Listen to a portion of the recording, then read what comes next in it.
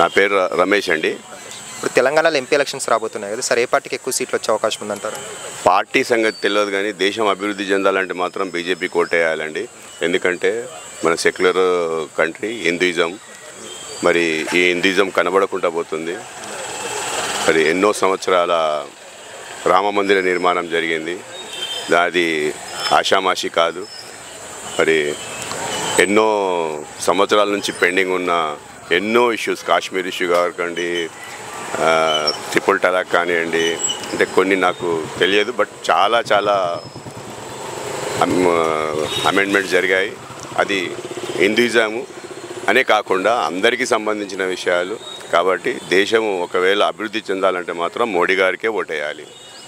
కానీ ఇక్కడ స్టేట్లో చూసుకుంటే కాంగ్రెస్ అనేది ఉంది, మరి ఇక్కడ మళ్ళీ ఎంపీగా బీజేపీని గెలిపిస్తే డెవలప్మెంట్ ఆగిపోయే అవకాశాలు ఏమైనా కనిపిస్తున్నాయా? కాంగ్రెస్ ఆల్వేస్ ఒక పార్టీకి సంబంధించిన పార్టీ అండి, అలా ఉండొద్దు. ఎవరైనా సరే మన హిందూయిజానికి ఇంపార్టెంట్ ఇవ్వాలి. కాంగ్రెస్ వాళ్ళు కూడా హిందువులే, కానీ ఏ పార్టీకి ఎందుకు సపోర్ట్ చేయాలి? ఎవరైనా సరే, ఇప్పుడు ముస్లిమ్స్ చూడండి, వాళ్ళు ఒక ఏకంగా ఉంటారు, ఏకంగా ఉండి వాళ్ళు ఒకటే పార్టీకి ఓటేస్తారు. మన హిందూయిజంలో ఎందుకు లేదు? అది మనం గమనించాలి.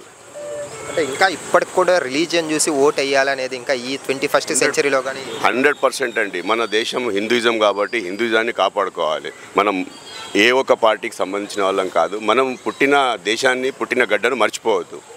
మరి బీజేపీ వచ్చినాక రేట్లు కానీ పెరిగాయి కదా, దాని గురించి ఏమంటారు? ఇప్పుడు పెట్రోల్ కానీ గ్యాస్ కానీ ప్రైజింగ్ రేట్ అనేది ప్రతి దగ్గర పెరిగిందండి, మన దగ్గరే కాదు. డాలర్ రేట్ పెరిగింది.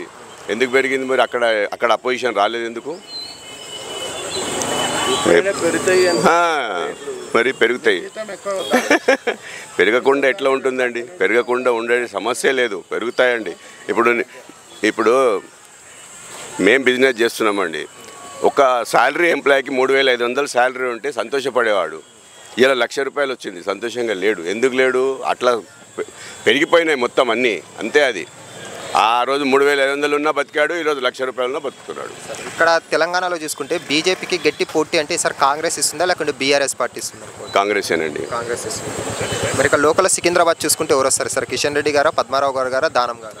నేను కోరుకునేది మాత్రం కిషన్ రెడ్డి గారినేనండి. కిషన్ రెడ్డి గారు. మరి ఆల్రెడీ సిట్టింగ్ ఎంపీగా ఉన్నారు కిషన్ రెడ్డి గారు. డెవలప్మెంట్ జరిగింది సికింద్రాబాద్కి 5 yearsలో, ఆయన చేశారేమన్నా? ఇప్పుడు చెప్తున్నది మీకు ఒకటేనండి నేను. ఈరోజు ఇది ఎంపీ ఎలక్షన్స్, ఇవి ఎమ్మెల్యే ఎలక్షన్స్ కాదు. మనం దేశాభివృద్ధి చెందాలంటే మోడీ గారికి వేయాలి. అంటే మీరు మోదీ గారిని చూసి ఓటు వేయాలి, ఇక్కడ కిషన్ రెడ్డి గారిని కాదు అంటారు? అంతే, ఎవరైనా సరేనండి, ఎక్కడైనా సరే మోడీ గారిని చూసే ఓటేస్తున్నాము. సో సెంట్రల్లో కూడా ఈసారి మోదీ గారు హ్యాట్రిక్ కొట్టబోతున్నారు అనుకోవచ్చు. 100% అండి, కొడతాడు. దేశం అభివృద్ధి చెందుతుంది, మనం ఆశించాలి.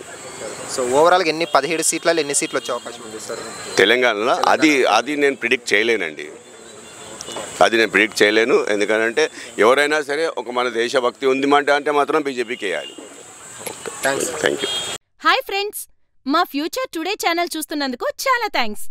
మరిన్ని లేటెస్ట్ వీడియోస్ కోసం వెంటనే సబ్స్క్రైబ్ చేయండి. అలాగే ఈ బెల్ని కూడా రింగ్ చేసేయండి. మా లేటెస్ట్ వీడియోస్ నోటిఫికేషన్స్ అన్నీ మీ మొబైల్లో వస్తాయి. మా వీడియోస్ మీకు నచ్చితే లైక్ చేయండి, షేర్ చేయండి, నచ్చకపోతే కామెంట్ చేయండి.